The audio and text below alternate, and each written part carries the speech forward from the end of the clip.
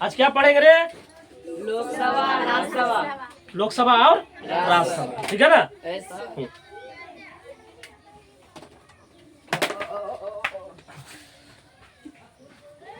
क्या लिखा है? लोकसभा और राज्यसभा। तो लोकसभा में जो है ना जनता प्रत्यक्ष चुनाव द्वारा चुन के आता है। जनता वोटिंग द्वारा प्रतिनिधि को क्या करता है? चुन के भेजता है, ठीक है ना? तो यानी लोकसभा क्या प्रत्यक्ष चुनाव द्वारा चुना जाता है, ठीक है? किसके द्वारा? प्रत्यक्ष चुनाव द्वारा। और राज्यसभा को जनता प्रत्यक्ष चुनाव द्वारा चुना जाता है। लोकसभा को लोकप्रिय सदन, क्या? लोकसभा को लोकप्रिय सदन क्या कहा जाता है? लोकसभा को लोकप्रिय सदन या चर्चित सदन भी कहा जाता है। क्या कहा जाता है? लोकप्रिय सदन और चर्चित सदन। और राज्यसभा को शिक्षित सदन कहा जाता है। क्या कहा जाता है? शिक्षितों का सदन। क्या कहा जाता है? शिक्षितों का सदन। लोकसभा का कार्यकाल 5 साल का होता है। कितना साल का होता है? 5 साल। कितना साल का? 5 साल। कितना साल का? 5 साल का। और राज्यसभा का कार्यकाल कितना वर्ष का होता है? 6 साल। कितना साल का? 6 साल। लोकसभा विघटन हो सकता है, यानी लोकसभा को प्रधानमंत्री कभी भी राष्ट्रपति के कहने पर क्या कर सकता है? विघटन यानी भंग कर सकता है, ठीक है ना? और राज्यसभा कभी भी भंग नहीं होता है, इसलिए क्या लिखे? राज्यसभा विघटन नहीं हो सकता है। आगे समझ में आता है?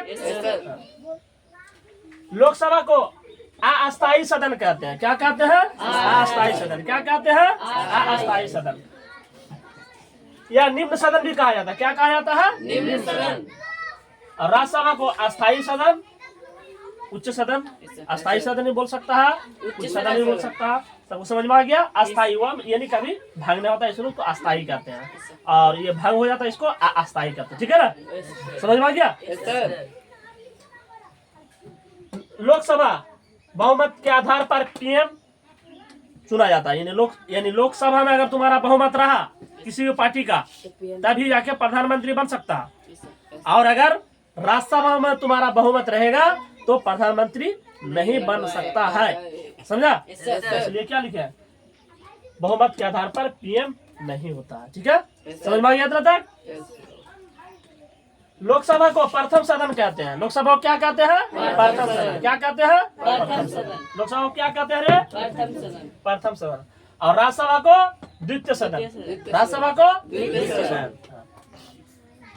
लोकसभा का यानी जो लोकसभा में जो जाता है उसको सदस्य बनने के लिए कितना उम्र होना चाहिए? 25 वर्ष।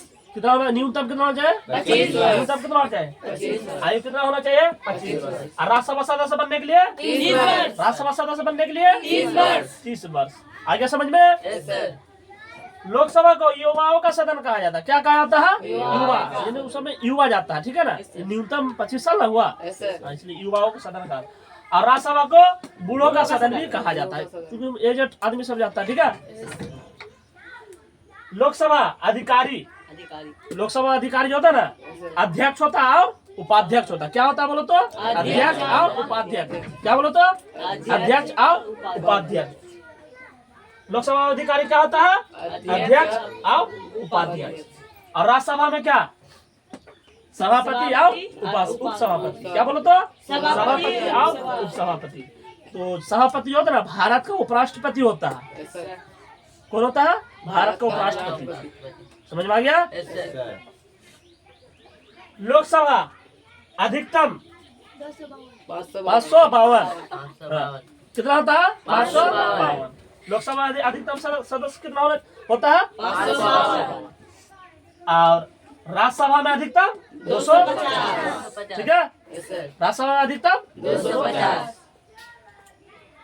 वर्तमान में कितना लोकसभा कितना सदस्य? 545। कितना है? 545। और राज्यसभा में 245, ठीक? लोकसभा में मनोनीत सदस्य कितना? 2। यानी लोकसभा में राष्ट्रपति 2 सदस्य को मनोनीत करता है। कितना सदस्य को मनोनीत करता है? 2 सदस्य को। कितना सदस्य को मनोनीत करता है? 2 सदस्य। और राज्यसभा में राष्ट्रपति कितना सदस्य को मनोनीत करता है? 12। इतना तक सबको समझ में आ गया? Yes sir. तो इतना ही रहा था। Yes sir.